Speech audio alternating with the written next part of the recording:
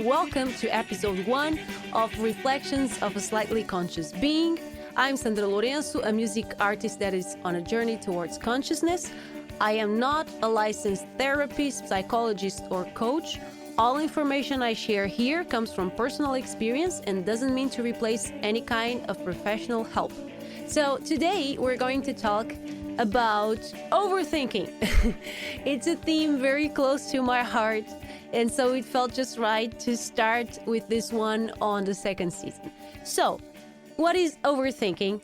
Pretty much self-explanatory, but it's basically not being able to stop yourself from thinking. So it's basically a compulsion, okay? Most people with a tendency for overthinking can even think about several different topics at the same time. Think about a computer running various programs at the same time.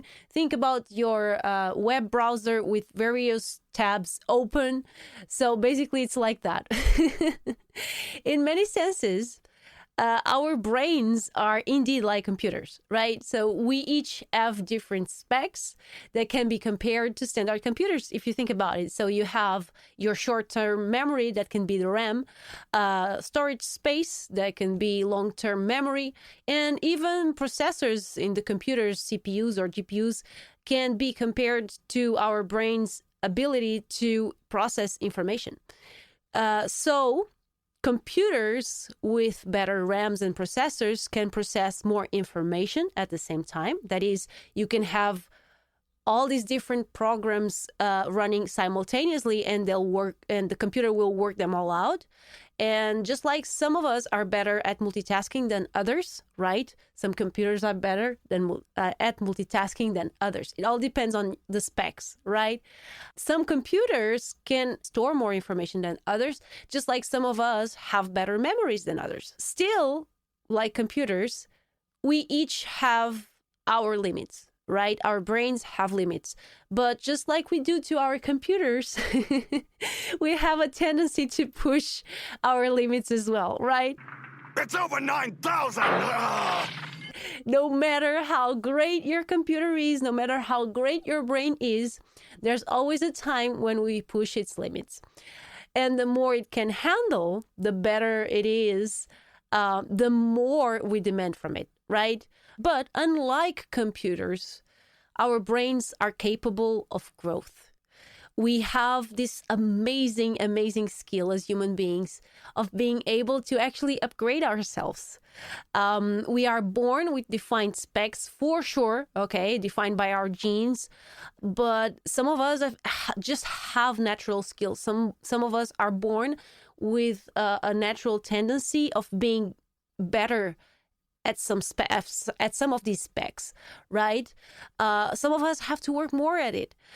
The truth is that the more we challenge our brains, the more they develop and upgrade themselves. There are many studies that already confirm the impact of some activities in the development of new neuron pathways, and hence increasing the ability of the brain that's needed for that specific activity. The brain is also one of the organs of the human body with better regeneration skills. There are many cases of people who had their brains badly injured or even a part of their brains removed, and then the brain just grows again. It's just like a lizard's tail. How awesome is this? So if you think about it, it's only natural that the tendency for overthinking happens more and more. As technology evolves, as our society moves at a faster pace, we are consistently being more and more stimulated. We have TVs, radios, smartphones, smartwatches. We are always reachable, always online, always receiving notifications, calls, texts, emails. Most people live or work in big cities and big organizations, so they're always having their senses overloaded. There are noises, there are smells, there are unwanted touches in crowded spaces, a constant need to be alert, being to traffic or other dangers, like, I don't know, can be robbers, you have to watch your stuff, or you have to worry about being on time and missing the next train. So every time I look around, I see people being subject to these stimuli. And I'm saying I'm looking at people. Of course, I'm also being subject to this, but sometimes it's easier for us to watch other people, right? And sometimes I even see parents allowing babies and small children to watch noisy, annoying, and colorful videos on smartphones.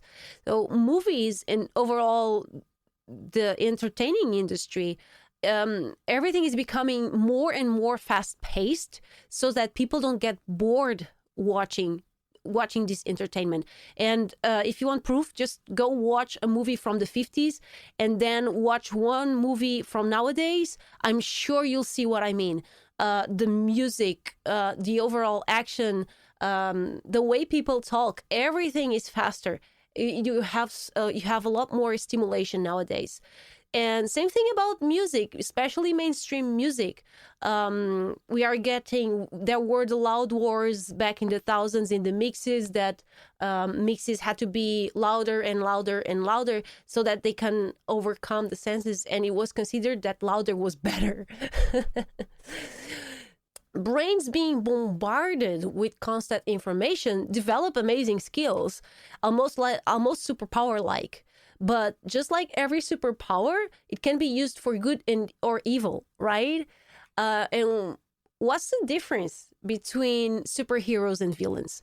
Most people would say that superheroes are the good guys or gals that use their superpowers for good, while villains are bad people that use their superpowers for evil. I am not a big fan of this definition because it is based on an assumption that people are good or bad.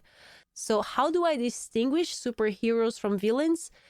Well, for me, superheroes are the ones who manage to control their superpowers. What is control? If we wanted, we could shut these machines down. They did the work. They learned how to turn them on and off, and they can even regulate their intensity as it's necessary. Villains, on the other hand, are controlled by their own superpowers. They can't turn them off, and so they are actually victims if you think about it. You. Yes, me.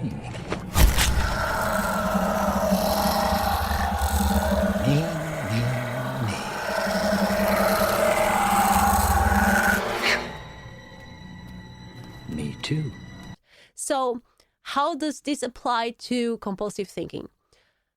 Attention disorder is a form of compulsive thinking. Schizophrenia is an extreme form of compulsive thinking, as all alienations from reality are in one way or another. Some people are just slaves to their thoughts, and they can't even tell the difference between their thoughts and the physical reality they are in. They have very active brains.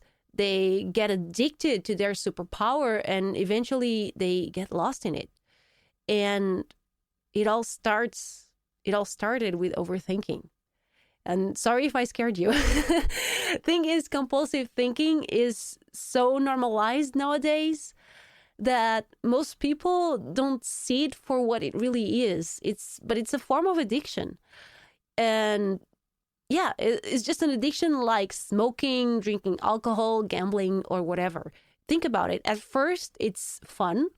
Then you can't stop it. Even though you know it's ruining your life and it's not being productive, some people get so lost in their own addictions that they lose track of reality.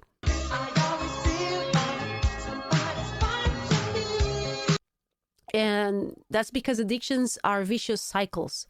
And in case of overthinking, the more information our brains are capable of handling, the more they want to handle. They become addicted to information, addicted to the processing of the information. If you have a very active mind, when you're thinking about something, you immediately can access so much information that you get an overload of mental information. You spend a lot of energy thinking. I don't know if you know this, but thinking, and especially making decisions, consumes a lot of energy. So it's just normal that if you have a tendency for overthinking, you also have a tendency of feeling constantly tired or drained. And then when you recover your energy back by eating or sleeping, your mind gets back on hyper mode, and there you go again. So I started learning about this back in 2016 when I was starting to build my music career. Even though I know and I recognize now I always have a tendency for overthinking.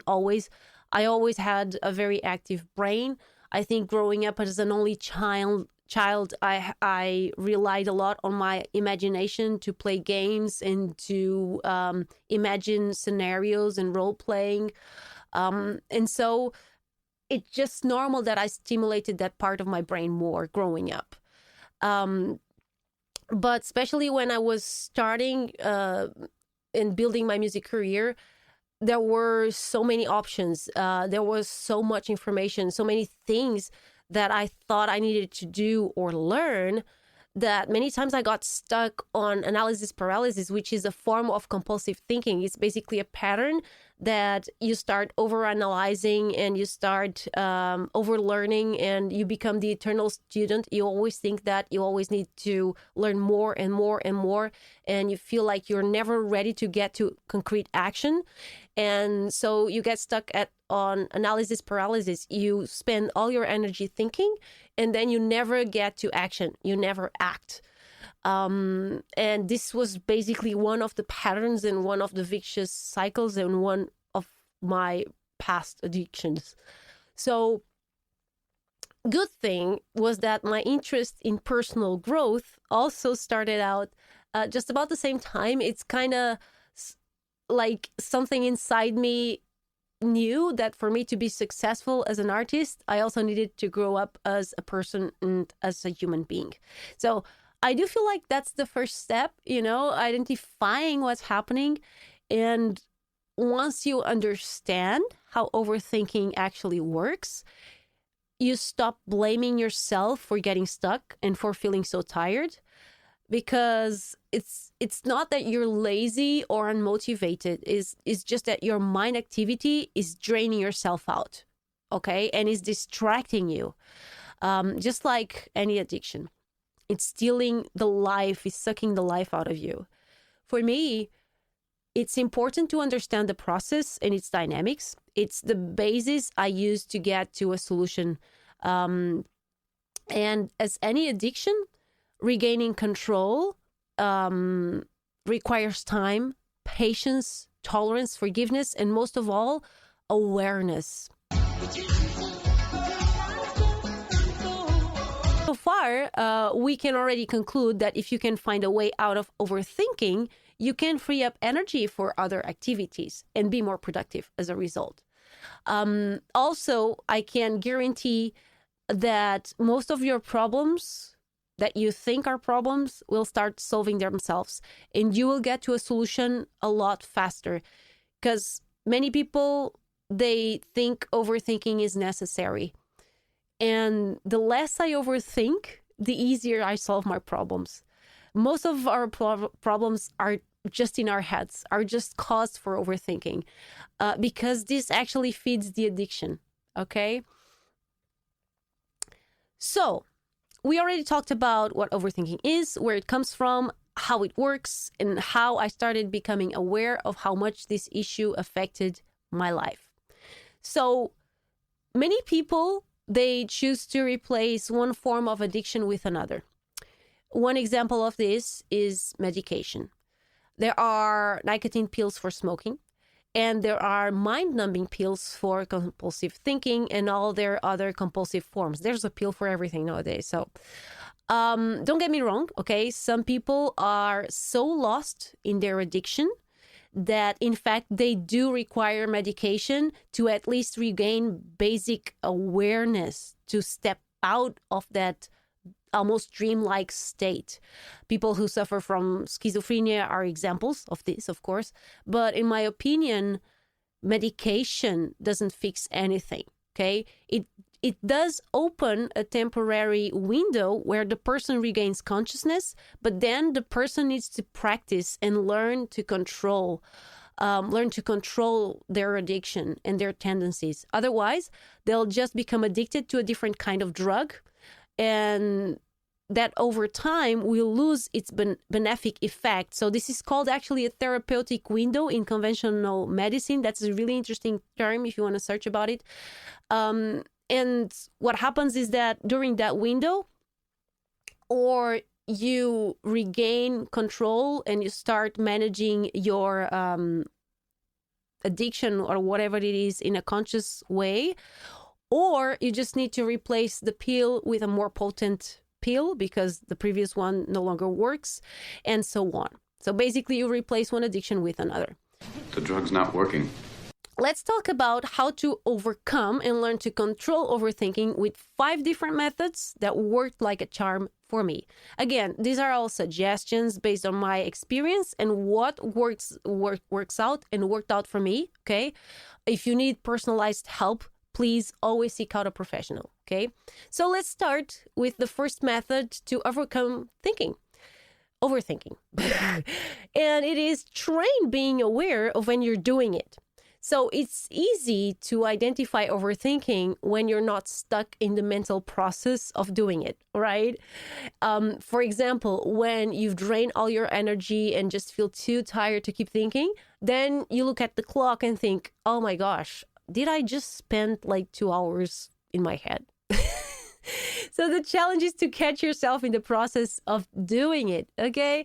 Practice doing breaks from thinking from time to time, okay? Put an alarm on your phone, a reminder on your calendar, for example, saying, hey, are you overthinking right now? Remember, this is a learning process, okay? It gets easier and you'll start catching yourself sooner and sooner. Once you catch yourself overthinking, force yourself to do something else. Okay, action is the best way to go at it, okay? So it doesn't matter what it is, as long as it forces you to pay attention to what you're doing. So you can go wash your dishes, you can go walk your dog, you can do physical exercise. I don't care what it is, but go do something. When you're doing something, your mind needs to pay attention and will not roam free. And try also to do this consciously, because I know if you have, the more powerful your brain is, the more you can multitask and the more you can do other kinds of actions and still be overthinking at the same time. Okay, so try to pay full attention into what you're doing. Imagine that you're doing surgery and that someone's life is on the line. Imagine that you're doing a very dangerous activity. That's one of the reasons many people are addicted to adrenaline and dangerous activities, is that this kind of activities forces you to pay full attention to what you're doing and gets you out of your own head. So just you don't have to do dangerous activities, okay? You can just pretend, use your imagination, use your machine to pretend that you're in danger or something, so you can pay full attention into what you're doing. This method has 2 advantages. First, it gets you out of your head, and you'll also get things done, which is great. So, second method to overcome overthinking, schedule the time for overthinking as well. And I know it sounds silly, all right? If you're trying to stop something, why on earth would you schedule time for it? So we already mentioned that we are dealing with a form of addiction, okay?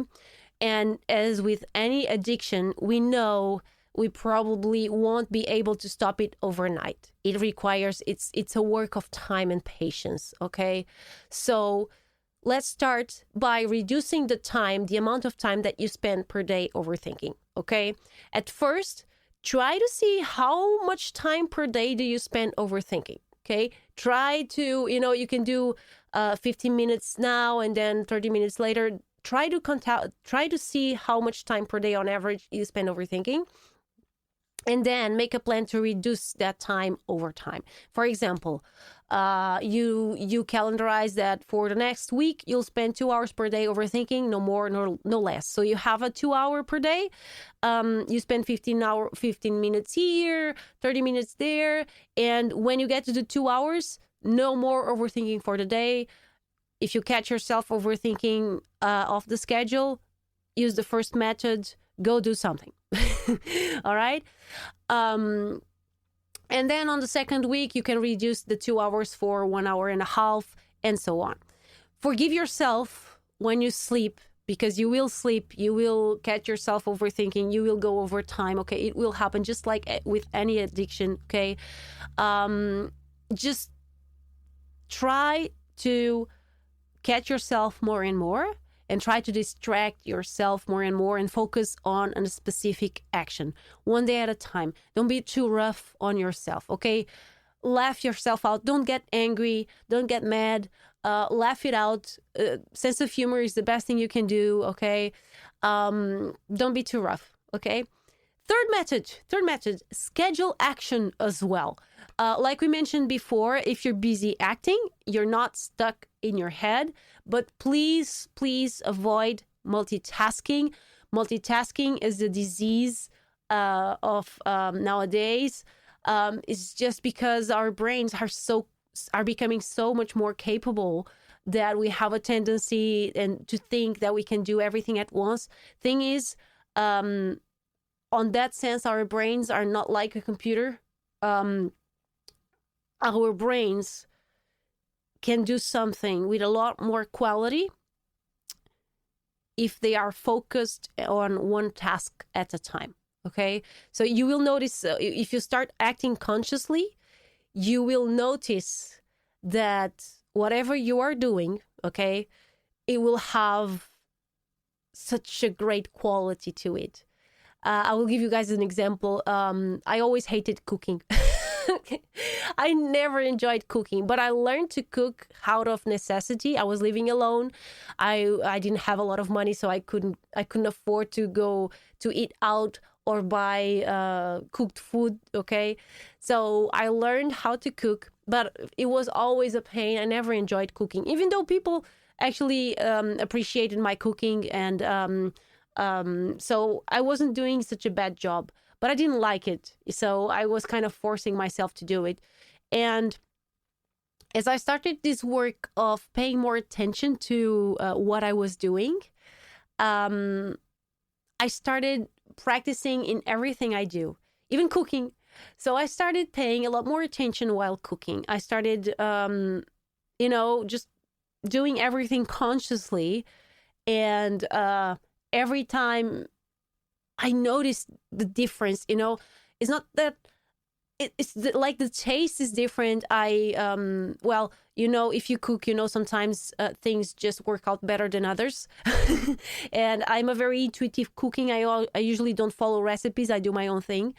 And I just noticed that my cooking was getting better and better. And when I was eating, I was actually thinking, oh, wow, did I do this? This is actually pretty good. And so it's amazing. It's like you can taste, you can feel the difference in the quality of what you do if you pay full attention to what you're doing. And it's not that I don't have disasters in the kitchen. Of course, I still have disasters in the kitchen. Of course, I still have bad days. But I usually notice that happens when I get distracted.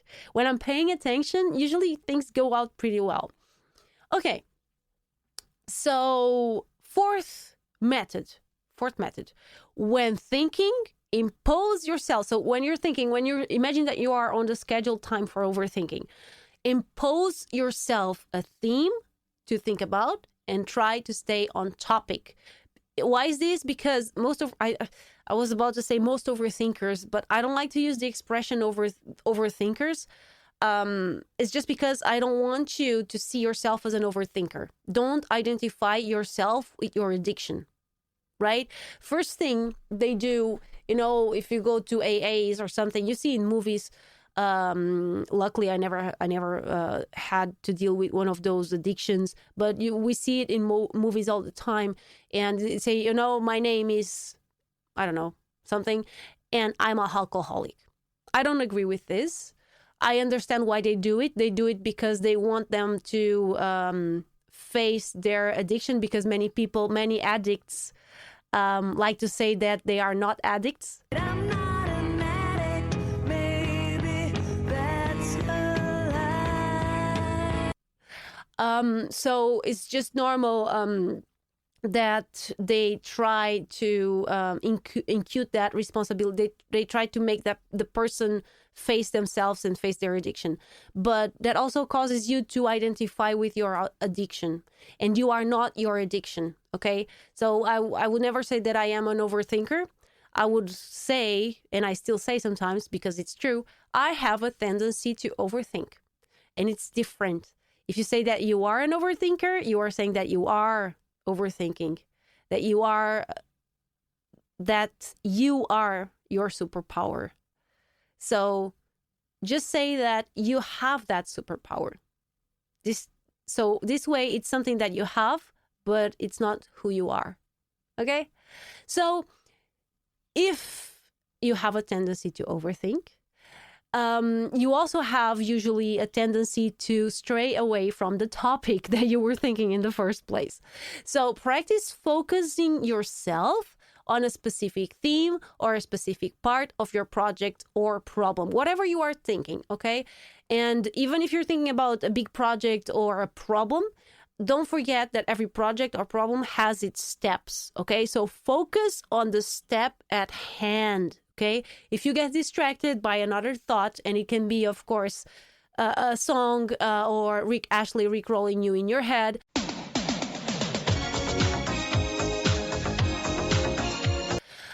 force yourself to get back to the team at hand as soon as you gain awareness. So as soon as you, oh my gosh, I'm not supposed to be thinking about this. Okay, let's go back to the topic.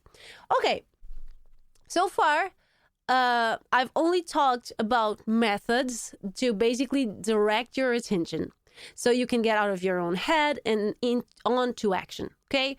The fifth method that I'm about to present may be a little harder, maybe a bit more outside of the box. Maybe you have a personal opinion about it, but that's just because it's meant to slow down your mind so it doesn't need to be distracted.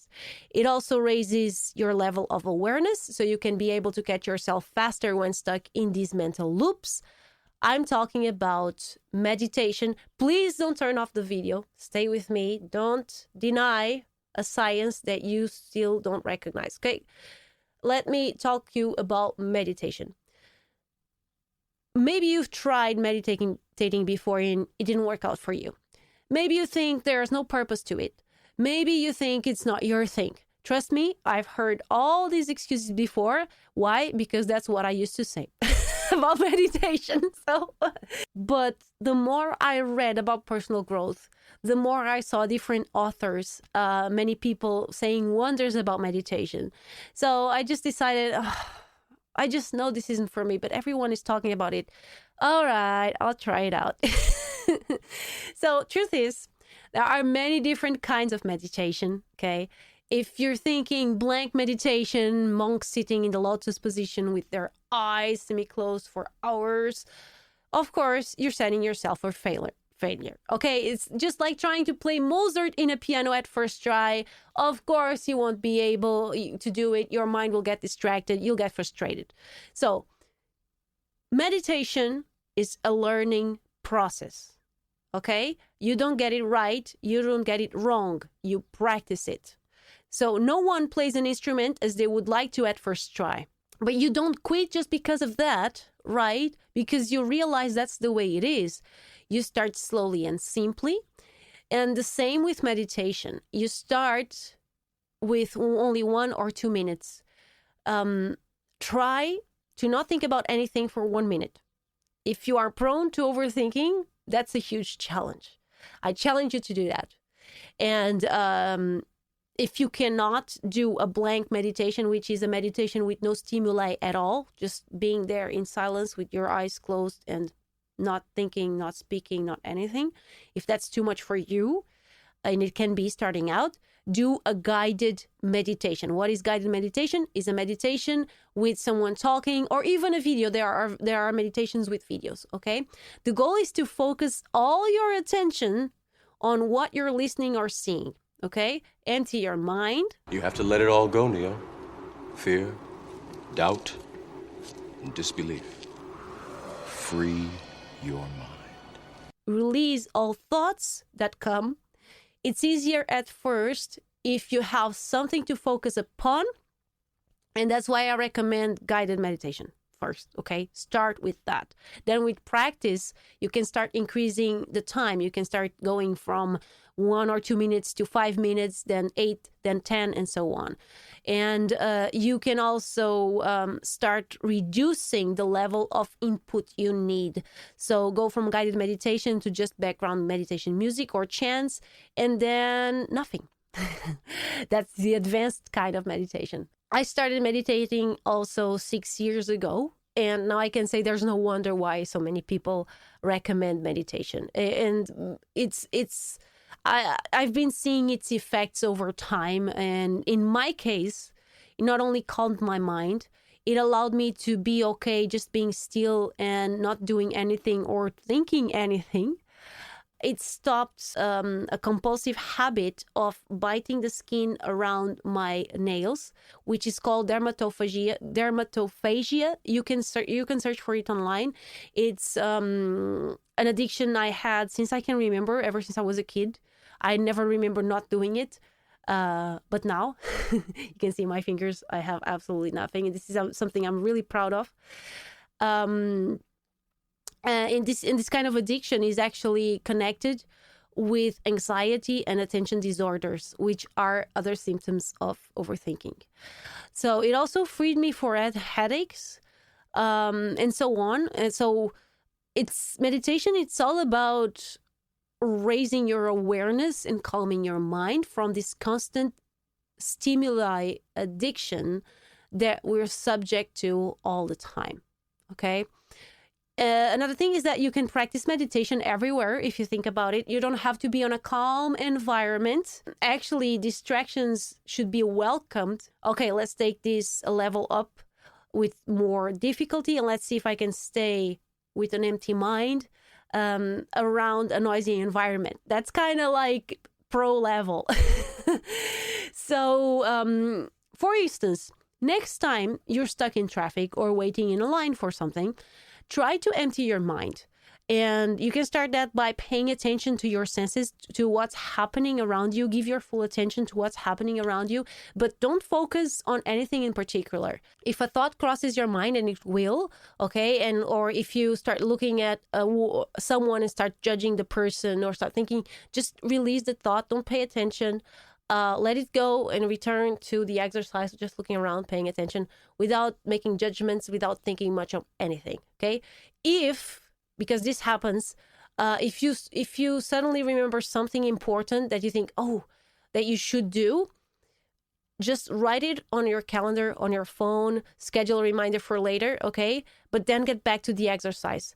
Don't interrupt the exercise because suddenly you remember something very important. Whatever it is, it can wait 5 minutes, okay? Well, some things cannot wait 5 minutes, but you'll be the judge of that. So meditation is like training your mind to be comfortable not thinking and not being subject to external stimuli.